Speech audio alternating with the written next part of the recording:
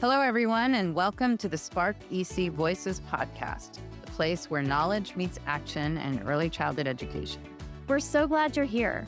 This show is brought to you by the Spark ECE Hub, and that's the California State University system-wide partnership for advancing research and knowledge in early childhood education. In today's episode, we're going to have a conversation about why the PK-3 Early Childhood Education Credential matters and understanding the differences between the PK-3 and the Multiple Subject Credential. I'm Lindsay, Hillary's co-host, and today's episode is one we've been really excited about.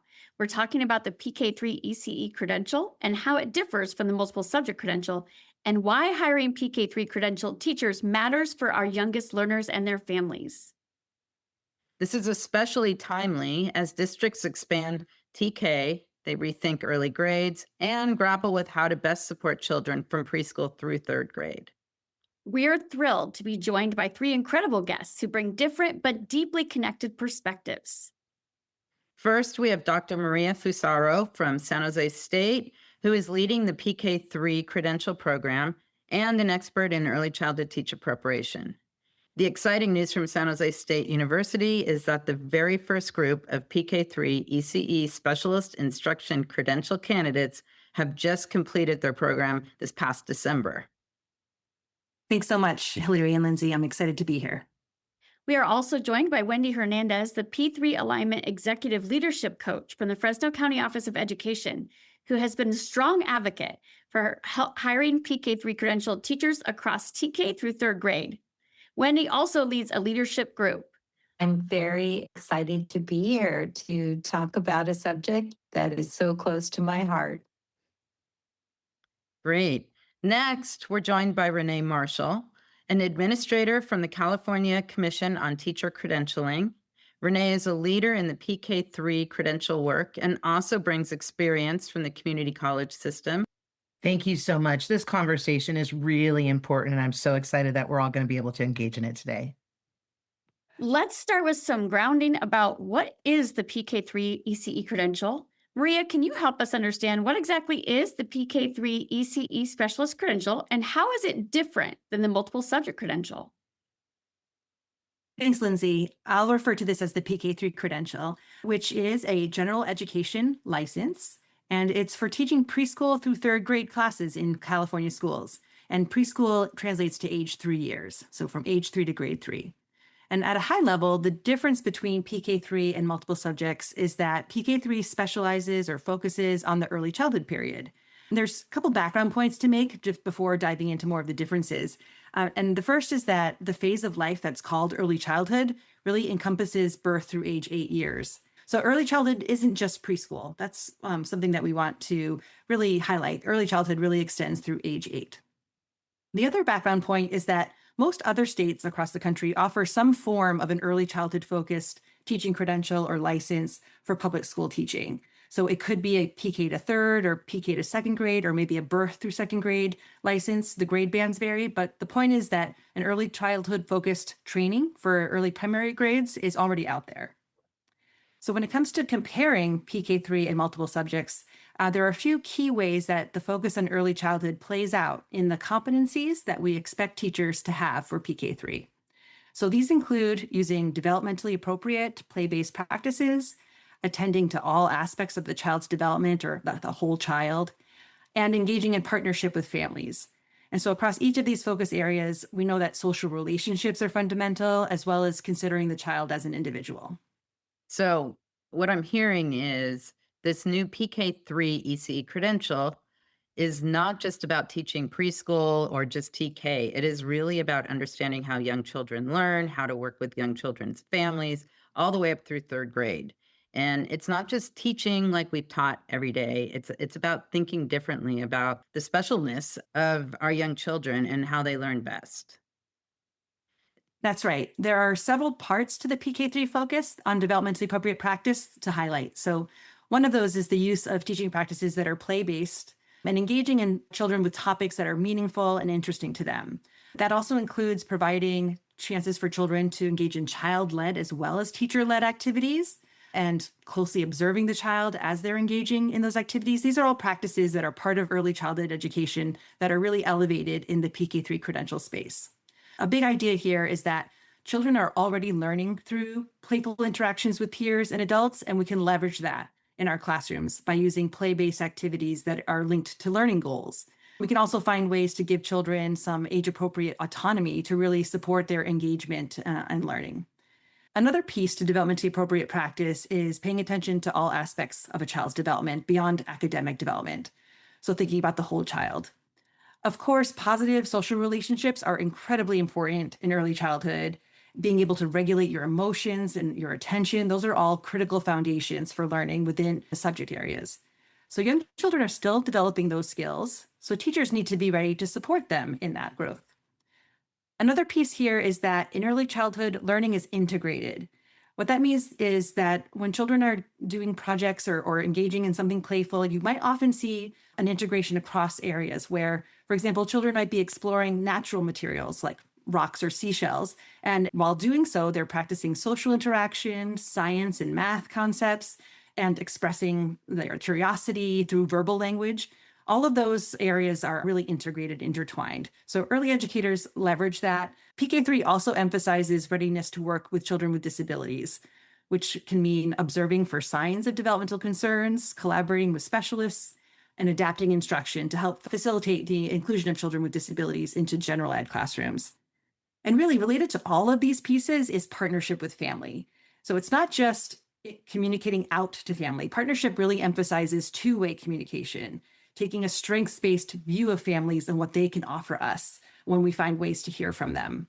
And this really, again, circles back to children's culture and language, which is embedded in both PK3 and multiple subject credentials, kind of readiness to work with children's culture and language diversity. But those things are rooted in their families. And so if we can intentionally find ways to bring families into the classroom, then we're moving forward with that goal as well. And that, again, is something that's elevated, that partnership with families in PK3. Great, thank you. So we've just heard a really comprehensive view of what the PK3 credential is and what it even looks like, maybe a little bit. Renee, you could expand on that and help us understand why this PK3 credential was created. It really comes from California's Master Plan for Early Learning and Care is where the PK3 credential, there was a call for competency-based education and competency-based acknowledgement of the field of early childhood. Really, it has to do with our expansion of transitional kindergarten. California now has universal transitional kindergarten for all children that are eligible. And this meant that there was going to be a need for about 9,000 to 11,000 additional TK teachers. And so the credential was in response to that.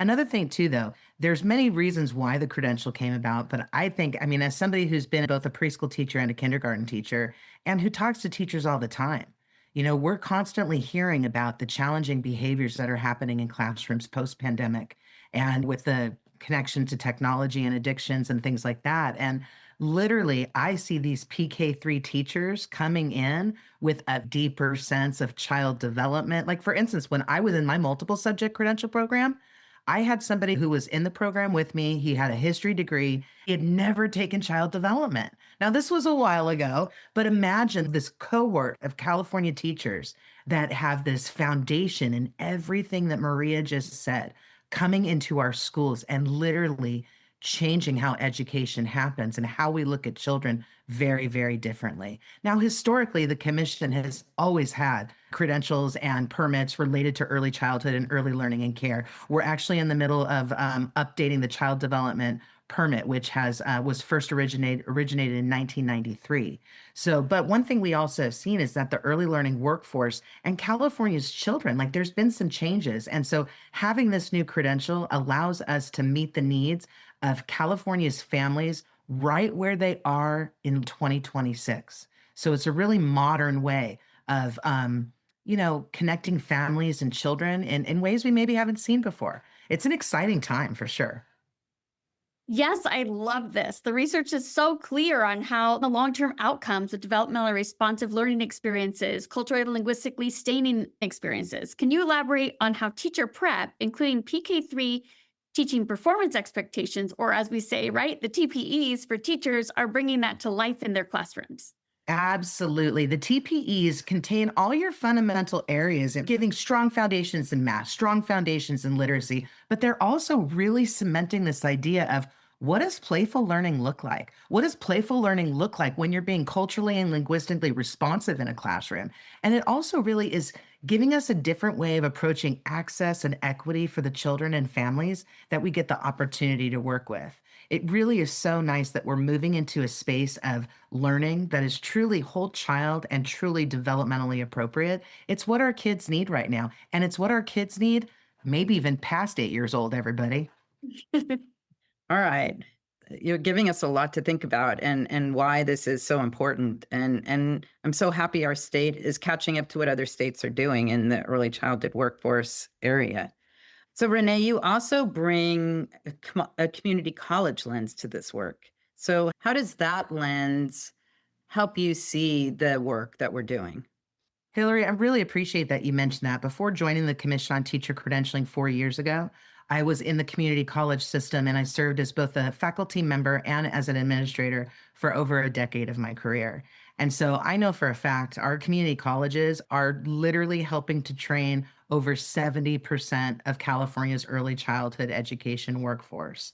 They have aligned curriculum at many of the colleges right now. They're offering curriculum where they're working together with their local CSU partners in these regional hubs to make sure they're streamlining the process. They don't want candidates or future teachers to have to repeat anything, or we want to pull down those barriers and have ways for streamlining this process for anybody who's interested. And it's great to see this collaboration between even County Office of Ed, community colleges, CSUs, like everybody's coming together. The PK-3 credential has given us this really kind of unique opportunity to collaborate in ways that haven't happened before. As we all know, it used to be there's many campuses where you'd find early childhood on one place in campus and teacher prep in a totally different space on campus. So suddenly we're coming together. And one thing also from the community college lens that they bring that is unique is I think over 90, if I remember correctly, I hope that number's correct, of the community colleges have lab schools where their students are actively engaging in clinical experience, working with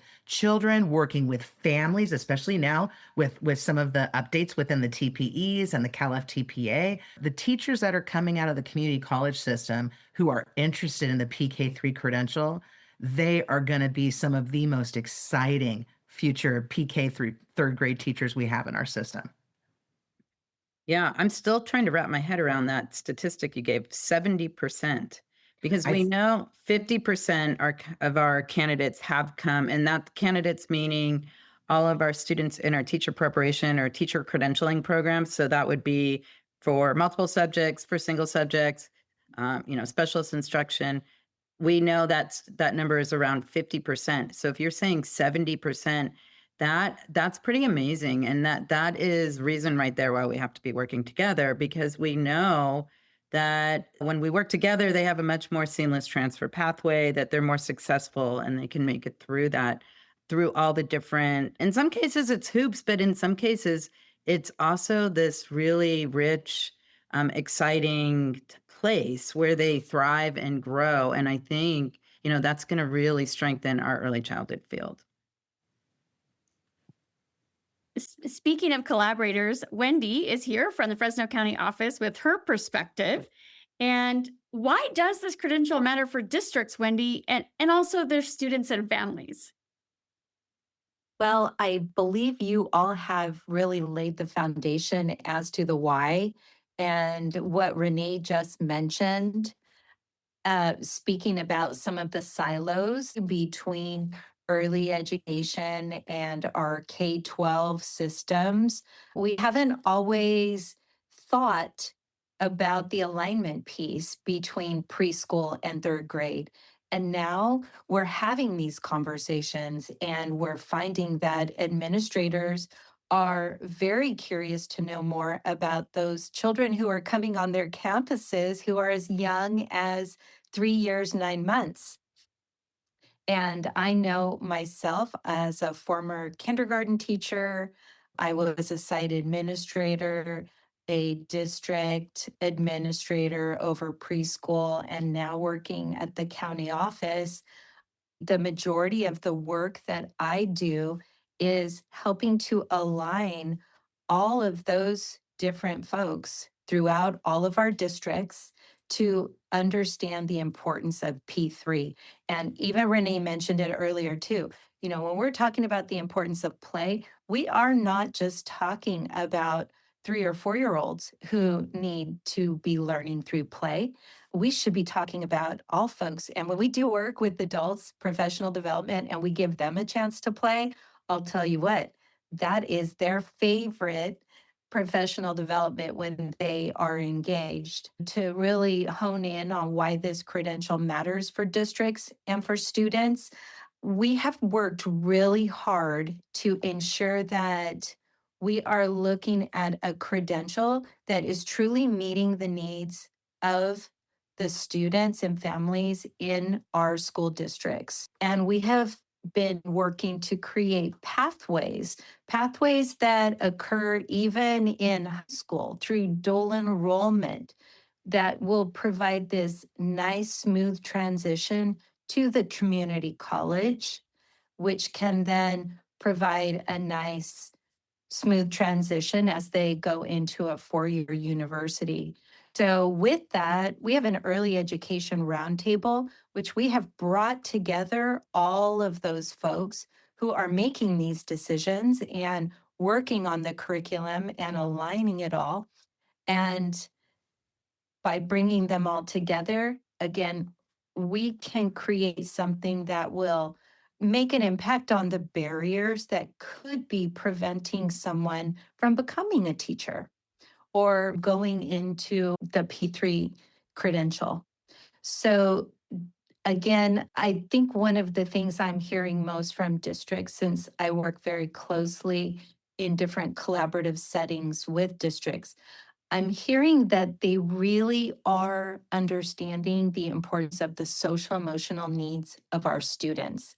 It's coming home in a way that they realize, wow, students are having a hard time learning if they are not being taught in a way that is developmentally appropriate. It's really starting to sink in, and we're working really closely with administrators to help prepare them in a way that they will create the culture at their schools and the environment that is conducive to the learning that our early education students need. So over the last 5 years that I've been working on UPK, it's exciting to see that it is changing and folks are understanding, and administrators especially are becoming a lot more open-minded, and we can join the table now. So I'm hearing really from all of you the value of play, the value of understanding the families and where the children we're working with are coming from, how we need to have environments that support all of these things. So tell us a little bit what a classroom might look like. A classroom that a PK3 educator that has this credential, what would it look like in a TK classroom? And then maybe what would it look like in a second or third grade classroom? Well, I'll go ahead and jump in on that since I just spoke a little bit about that. What we're finding is with this change and with the impact and focus on the importance of play, for example, and exploration, and children being able to be curious and imaginative, creative, all of those things, what we're finding is students are so much more highly engaged, and teachers are noticing that is also helping them. I mean, I'm finding some teachers are kind of reinventing themselves a little bit. They're feeling rather liberated by letting go of those worksheets and the things that may have constricted their own creativity and excitement for the work that they're doing. And it's refreshing and it's new. And we are hearing that even from some of our student teachers. They're noticing that about their mentors, that they're very open-minded and they're excited about what they're even learning from their student teachers. I would agree with that, Wendy. And I see it even looks different when you walk into a classroom, right, where someone has that developmental training. You're looking at lots of centers and there's kids and teachers on the floor and at small tables and sharing a read aloud on the big carpet. I walked into a classroom the other day and there was a musical morning meeting. And so I think that, we're beginning to see those changes take place. And as our PK3 candidates begin to launch into our districts, I think that will only grow. And now let's think a little bit, Wendy, about from that hiring standpoint, what are you hearing from districts and how do you think that the PK3 ECE credential will be received during that hiring season? Definitely see that school districts and site level administrators are understanding the importance of, again, that social emotional aspect, the experience and the education that our P3 candidates are going to be coming in with, since they have been in preschool classrooms. They also have learned firsthand how preschool has done such an amazing job of really engaging parents. That from the very beginning, they're working so hard to make those connections. So they're seeing that as a real asset and literally a leverage point when it comes to making that impact early on with families and building those relationships.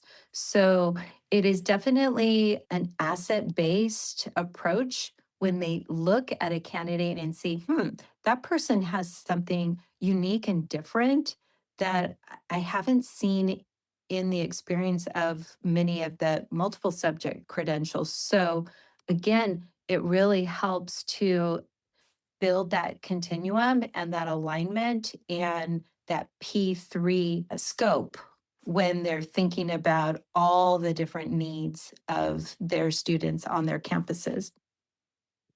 I love that. All right. Well, thank you, Wendy.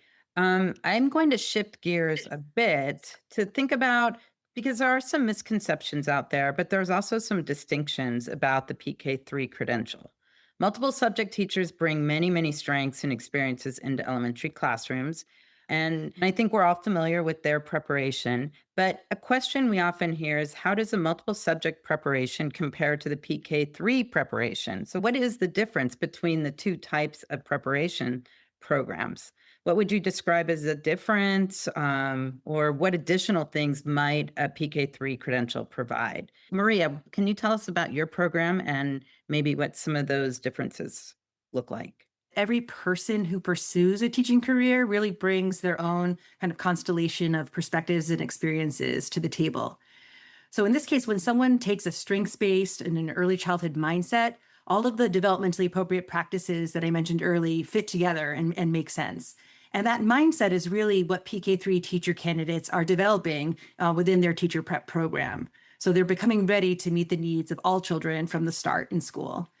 In California, something like 60% of children under age 5 are coming from homes with a language other than English as a primary language, and we need to be ready to work with these diverse learners.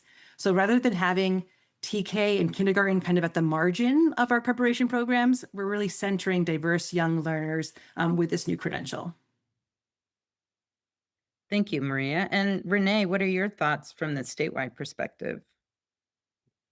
I just appreciate this conversation so much. We think about, like, would we ever put a high school teacher into a second grade classroom with any sort without support? So we need to be thinking about, when we've got these teachers having this specialized credential, having this specialized support as they're going through the program and they're learning all the specifics about working with California's learners. I mean, it's really such an exciting time for us. It's great too, because our children overall have been struggling for a while in California. And so having this group of people statewide that are going to be coming into our K through 12 systems and really coming in with a very different lens. Just imagine what staff meetings will be like. It's going to be exciting to see their influence, not just in the classrooms with children, but their influence on staff, their influence on the leadership, their influence on their district office. And really, we're going to see a significant shift in education in California.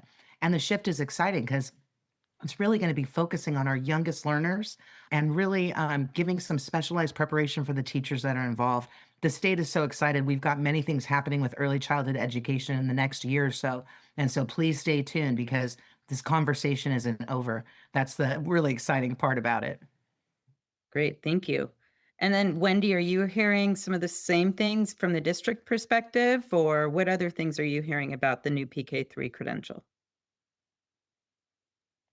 Yes, again, I go back to the importance of the relationships that are being built with parents and how thinking back to COVID and thinking about what we learned during that time, that that essential partnership that we create early on, that's what happens when folks are very intentional about building those relationships early. And again, that is such a specialty that we see with our early education teachers. They build those relationships right away.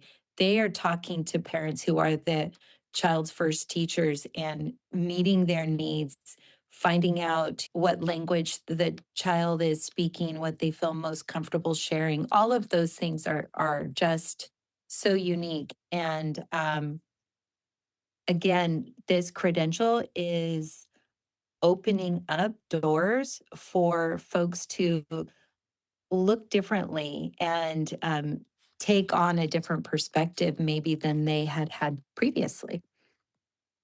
I love that. As we wrap up, if each of you just think about what's your one key takeaway, what should leaders, educators, policymakers keep in mind? What's your call to action when we think about the PK-3 ECE credential? California has set us up, right? We have fabulous TPEs, programs are developing, kids are coming. So what is your takeaway in our current landscape? I would say that the PK-3 credential captures approaches to teaching that are grounded in how children learn using meaningful experiences and how we can elevate best practices from early childhood education into primary school. Right. Thank you. How about Renee? I would say that hiring a PK-3 credentialed teacher is an equity issue. It's going to ensure that our youngest learners get instruction that's designed specifically for them, not adapted as an afterthought. And so I want to just give a shout out to our LEAs, our schools, our school districts. Hire the PK-3 credentialed teachers that are coming out of these cohorts. We are ready for them. That's awesome. And Wendy, one last statement from you. What would you tell the field? I would echo what was previously said and add that these credentialed teachers that will be coming in will bring brightness to their sites in a way that will revive some of their teachers that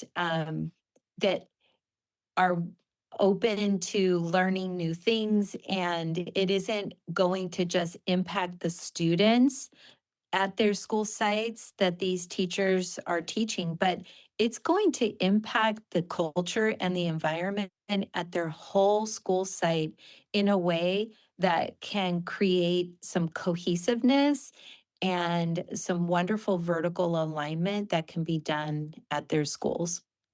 Love that. Well, I want to thank all of you for sharing your expertise and your experiences with us. This has been just such an amazing and uplifting conversation. I'm so excited to be a part of this new PK-3 credential, and I'm so excited all of you are working on this as well.